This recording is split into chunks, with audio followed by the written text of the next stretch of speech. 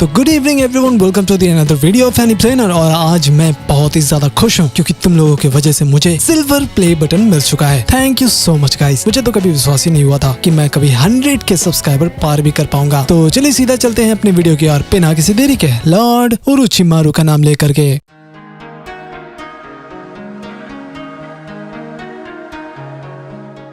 तो भाई वीडियो की स्टार्टिंग में हम देखते हैं कि चोजी अपनी बेटी को अपना नया jutsu सिखा रहा था। वही परंपरा जो उसका चलता है ना jutsu का, वही उसे सिखाता है। लेकिन चोचो को इसमें बिल्कुल भी इंटरेस्ट नहीं था, उसको बस टीवी देखने में मजा आता है। फिर चोचो अपने फादर को एक पेपर में साइन करने के लिए बोलती है क्योंकि अगले मिशन में जाने के लिए उनको पहले अपने पेरेंट्स से सिग्नेचर करवाना था। वहीं दूसरे विलेज में अपना मीस की ट्रेनिंग कर रहा था, वो भी नागराज के साथ। तो वो भी एक पेपर देता है साइन करने के लिए ताकि वो अगले मिशन पर जा सके। उधर चोचो के मॉम डैड टेंशन में थे कि ये लड़की इतना ज्यादा ऑब्सेस्ड है टीवी से कि क्या ही बताऊं, दिन रात बस वो सीरियल देखते रहती है। बिल्कुल तुम्हारे घर वाला सीन है ना, मुझे पता है। खैर कुछ टाइम बाद चोचो शारदा को बताती है कि उसके डैड बहुत ही ज्यादा परेशान करते हैं, जो बिल्कुल भी उसे पसंद नहीं आता। एक्चुअली चोचो को पतला दिखना था, लेकिन उसको खाना भी बंद नहीं करना है। अब चोचो शारदा को अपना नया jutsu दिखाती है जो उसके क्लैन का था। या तो हो गई तुम्हें बटरफ्लाई मोड, जिससे वो काफी ज्यादा पतली दिखती है। वहीं बोरुटो मिस्की को अपना अगला मिशन के बारे में बता रहा था जो टीम 10 के साथ होने वाला है। उनका काम था एक मस्त एक्टर का बॉडीगार्ड बनने का। ये कैसा काम हुआ भाई। फिर अपना बोरुटो शारदा और चोचो से मिलता है वही मिशन वाले डेस्क पर, लेकिन चोचो बटरफ्लाई मोड ऑन करके रखी थी। तो बोरुटो को समझ नहीं आ रहा था कि ये लड़की है कौन। फिर थोड़ी देर बाद वो लोग जा रहे थे। उसके बाद तो मारू और आशिना मिलते हैं। यही दो एक्टर्स थे जिनका चोचो दिन रात सीरियल देखती रहती थी। उसको देख करके चोचो का होश ही उड़ जाता है। वहीं ऑफिस में शिकाडाई और इनोजिन को पता चलता है कि चोचो अपना मस्त jutsu यूज कर रही थी जिससे वो अपने बॉडी का शेप बदल सकती है। फिर तोमारू बताता है कि उसका और आशिना को बार बार धमकी आ रहा था उनके शो के वजह से, लेकिन उनको सिक्योरिटी चाहिए, वो भी हैवी वाला। तो नारुतो टीम 7 को असाइन कर देता है आशिना के लिए और टीम 10 को असाइन कर देता है तोमारू के लिए। ले बेटा खेला हो गया। फिर अब फिल्मिंग चालू हो जाता है। चोचो तो पूरा तोमारू का मदद कर रही थी कि वो इसे पसंद करती है। वहीं आशिना बहुत ही ज्यादा अजीब बिहेव कर रही थी, वो सिर्फ ऑर्डर देती है और कुछ भी नहीं। लेकिन चोचो बस एक्टिंग कर रही थी कि उसको कोई भी फर्क नहीं पड़ता इस तोमारू से। वैसे शारदा को इसका भनक लग जाता है कि चोचो बस एक्टिंग कर रही है। फिर तोमारू चोचो को एक नकली रिंग पकड़ने के लिए देता है। बेचारा चोचो तो पूरा एक्साइटेड हो जाती है। उसे लग रहा था कि शायद उससे वो शादी करने के लिए पूछेगा। तभी वहाँ पर रेन विलेज के निंजा आ जाते हैं और हमला करना चालू करते हैं। पूरे स्टूडियो का दिवाली तोड़ दिए थे भाई। फिर बोरुटो उसे एनिमी का गेम बचा देता है, लेकिन पता चलता है कि वो हमलावर तो बस एक क्लोन था। जो असली वाला था ना, वो स्मोक का यूज करके कहीं और जाकर के छिप जाता है। तभी इनोजिन हमला करता है, लेकिन वो एनिमी उसको रोक लेता है। फिर अपना शिकाडाई शैडो jutsu का भी यूज करता है ताकि वो उसको पकड़ सके। फिर अपनी चोचो बटरफ्लाई वाले jutsu को बंद कर देती है ताकि वो हमला कर सके। लेकिन जब तोमारू को देख लेती है ना, तो वो बहुत ही ज्यादा एम्बैरेस फील करती है। तो वो तुरंत अपने आप को पतली कर लेती है। क्या ही मजाक था। ये करने से उसका जो पावर था ना, वो कम हो जाता है, जिससे वो एनिमी बचकर भाग ही गया था। और जो मूवी का प्रोड्यूसर था ना, जिसने पैसे लगाए थे, वो तो टेंशन में आ जाता है कि उसका पूरा पैसा ही बर्बाद हो जाएगा। ऊपर से एक एक्टर को चोट भी लग गया था, जिसका मतलब था कि शूटिंग अब रुक जाएगा। जब तक वो एक्टर ठीक नहीं हो जाता ना, तब तक के लिए तोमारू बोलता है कि ए चोचो, तुम उसकी जगह ले लो, तुम अच्छा एक्टिंग करती हो। ये सुनकर चोचो बहुत ही ज्यादा एक्साइटेड हो जाती है कि उसे एक्टिंग करने का मौका भी मिलेगा। उसमें एक चुम्मी वाला सीन भी था, इसलिए ये तो सच में पागलपंती है। बहुत ही ज्यादा एक्साइटेड हो जाती है बेचारी। लेकिन इस चक्कर में उसका जो बटरफ्लाई इफेक्ट था ना, वो थोड़ी देर के लिए बंद हो जाता है। उसके बाद हम देखते हैं कि बहन का बाल वाल सेट हो रहा था फिल्म की शूटिंग के लिए। चोचो तो सच में कमाल ही लग रही थी। शारदा उसे देख करके जेलस फील कर रही थी। नहीं मैं मजाक कर रहा हूँ, वो क्यों करेगी। लेकिन चोचो को बस चुम्मी वाला सीन करना था, वो भी परफेक्टली। लेकिन क्यों भाई, एक्चुअली उसे तोमारू पर क्रश था, लेकिन ये लड़की को हर दूसरे इंसान पर क्रश क्यों हो जाता है।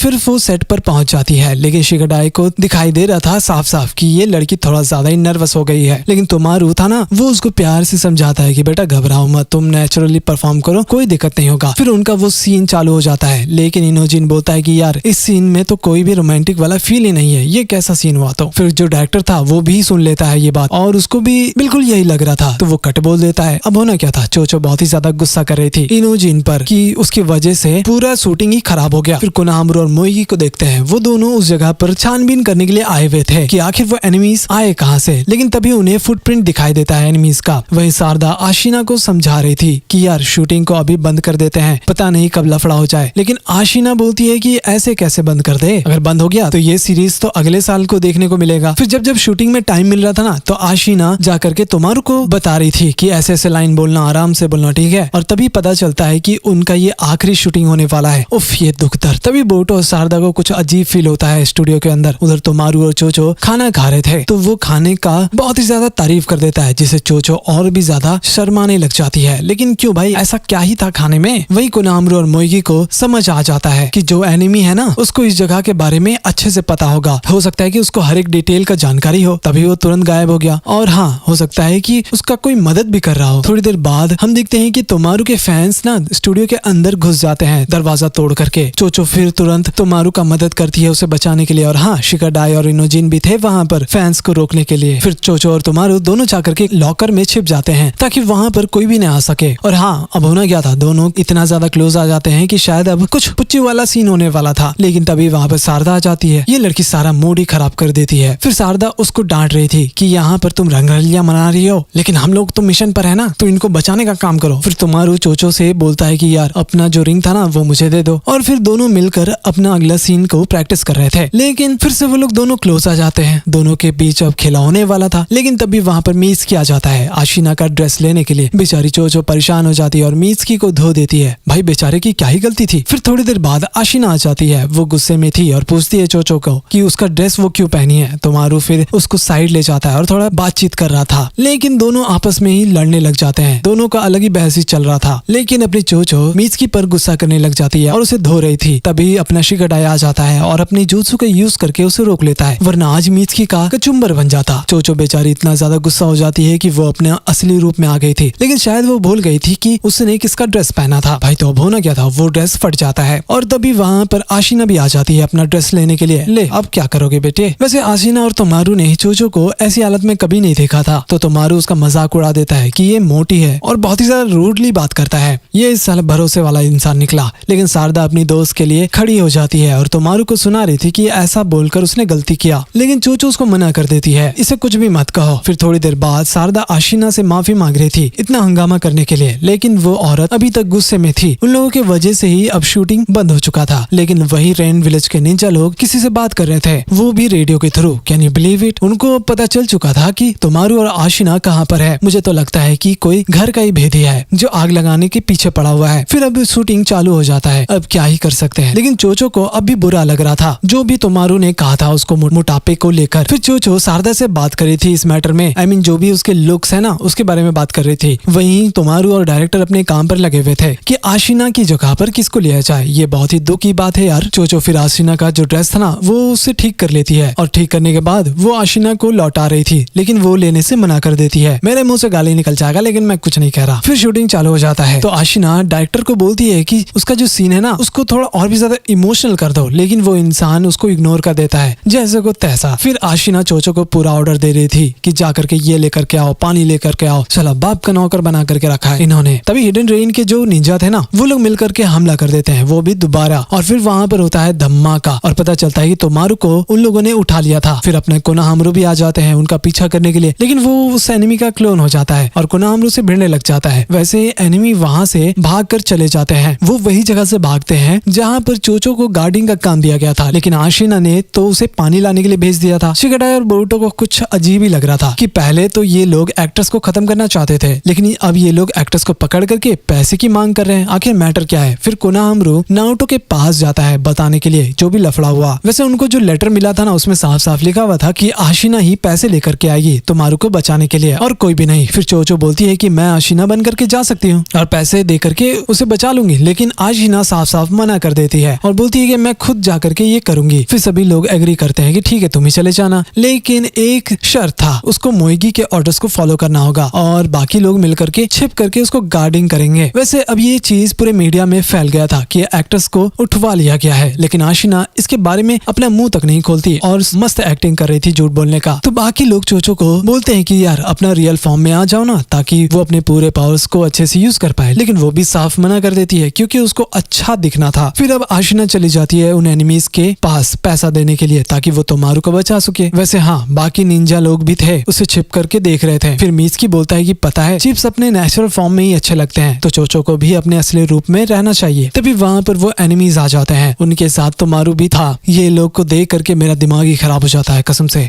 आशिना फिर बोल रही थी कि ये तो बिल्कुल मूवी वाला सीन हो गया कि वो तुम्हारू को बचाने के लिए आई है, लेकिन एनिमीज लोग तुम्हारू को छोड़ देते हैं और आशिना बोलती है कि बेटा यहाँ से भाग जाओ वरना दिक्कत हो जाएगा। फिर वो एनिमीज लोग आशिना को ही पैसे दे देते हैं, लेकिन वो बोलती है कि ऐसा करना ठीक नहीं रहेगा क्योंकि बाकी लोगों को पता चल जाएगा। तभी वो एनिमी अपना मास्क हटाता है और पता चलता है कि ये तो अपना भाई कोनाहमारू है और ये सब बस एक प्लान था, और जो रियल एनिमी था ना उसे वो लोग पहले ही पकड़ चुके थे। उन्होंने ये सब बस नाटक किया सच्चाई बाहर निकालने के लिए, और अब असली इंसान का पता चल गया है जो एनिमीज को खबर दे रहा था। एक्चुअली उन लोगों को पता चलता है कि आशिना बहुत ही ज्यादा जेलस फील कर रही थी। तुम्हारू को पूरा ही फेम मिल रहा था और उसको कुछ भी नहीं। वैसे तुम्हारू उतना खास एक्टिंग करता भी नहीं है, बेचारी दुख में पेपर्स लगा लेती है और उसका सीन तो खत्म ही होने वाला था, लेकिन तभी कोनाहमारू आकर के उसको बचा लेता है, जिससे आस पास के पत्थर भी गिरने लग जाते हैं। तो वहाँ पर हंगामा होना चालू हो जाता है। बेचारा तुम्हारू गिर जाता है और घायल भी हो गया था। फिर मोइकी और बाकी लोग तुरंत चले जाते हैं सबको बचाने के लिए। वैसे चोचो को मिसकी का बात याद आ रहा था, तो वो अपना जुत्सु को बंद करती है और असली फॉर्म में जाकर के तुम्हारू को सच में बचा लेती है। चलो ये अच्छी बात है। फिर ये सब खत्म होने के बाद आशिना को पुलिस के हवाले कर दिया जाता है। वैसे तुम्हारू को अब चोचो बहुत ही ज्यादा पसंद आ रही थी। इतना कुछ होने के बाद भी तो तुम्हारू उसे अपना रिंग दे रहा था, लेकिन चोचो मना कर देती है और उसे चिप्स देती है। और हाँ, और ये भी बता रही थी कि तुम्हारे लिए तो बहुत लोग कंपटीशन कर रहे हैं। फिर बाद में चोचो मिसकी को एक चिप्स का पैकेट देती है और उसे थैंक यू बोलती है। ये तरीका थोड़ा मस्त है थैंक यू बोलने का। फिर मिसकी बाद में वही चिप्स को ओरोचिमारू के साथ बैठ करके खाता है। वाह भाई, मिसकी ओरोचिमारू को बोल रहा था कि अब उसे कोई भी फर्क नहीं पड़ता कि ओरोचिमारू उसका बाप है या फिर माँ। ये सही था गुरु, बहुत ही अच्छा किया। और हाँ, आखिर में चोचो अपने पेरेंट्स के साथ मस्त खाना खा रही थी। बाबा रे, इतना ज्यादा कांड हो गया इस चक्कर में। खैर कोई बात नहीं, आज का ये वीडियो यहीं पर समाप्त हो जाता है, लेकिन जिसने भी पिछले वीडियोस को नहीं देखा है प्लीज जाकर के देख लेना। और हाँ, thank you so much guys for 100 के सब्सक्राइबर्स और इस प्ले बटन के लिए भी। एनीवेज, मिलते हैं अगली वीडियो में। And till then keep watching Anyplay now.